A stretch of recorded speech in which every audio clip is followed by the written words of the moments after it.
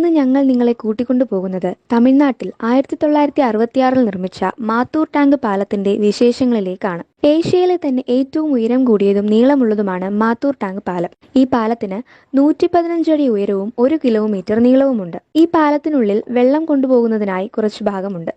ആ ഭാഗത്തിന് 7 അടി ഉയരവും 7 അടി 6 ഇഞ്ച് വീതിയുമുണ്ട്. 28 വലിയ തൂണുകൾ ഈ വാട്ടർ ടാങ്ക് പാലത്തെ താങ്ങി നിർത്തുന്നു.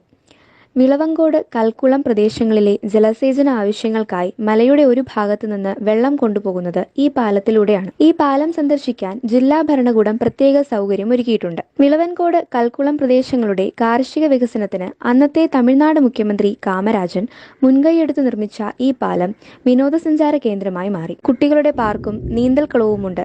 ധാരാളം വിനോദസഞ്ചാരികളാണ് ഈ പാലം കാണാൻ നിത്യവും എത്തുന്നത്. രാവിലെ 6:30 മുതൽ വൈകുന്നേരം 6:30 വരെയാണ് പ്രവേശനം അനുവദിച്ചിരിക്കുന്നത്. News bureau, Mathur.